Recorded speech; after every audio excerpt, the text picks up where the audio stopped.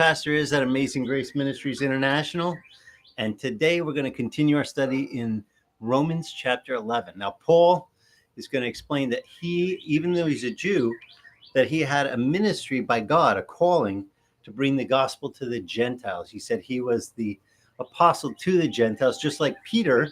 He describes in another epistle that Peter had his effectual duty of being the apostle to the Jews. So Paul says that his ministry actually helped bring Jews to Christ through a really interesting twist. And we talked about it last week.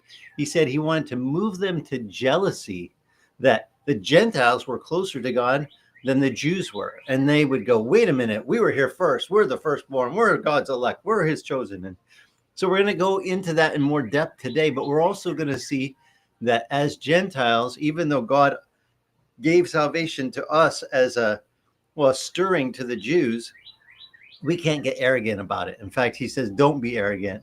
And James writes, don't be arrogant and lie against the truth. It's not a becoming quality if we're arrogant. And I'll explain that in more detail in just about an hour from now. So for those of you who are here in Kona, we're doing home church live. You can come and join us.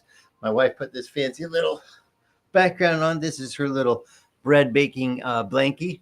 And she made homemade sourdough this morning with homemade sourdough focaccia with cinnamon swirls ribbon throughout it. And then she made the olive rosemary loaf that I like, and then a plain loaf. And she's quite the baker. So if you want to come and taste it, enjoy that during our fellowship time.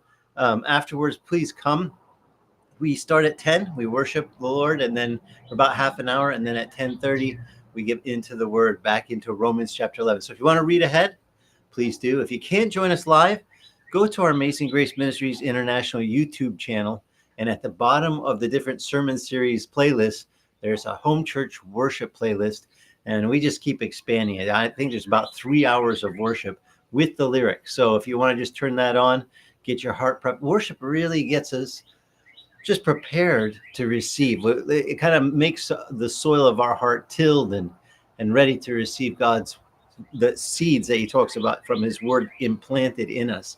And it waters our soul, causes good growth in us. So go worship the Lord for the next half an hour or so, hour. And I'll see you back at 10:30 Hawaii Standard Time. Blessings until then, and aloha. Let me turn this.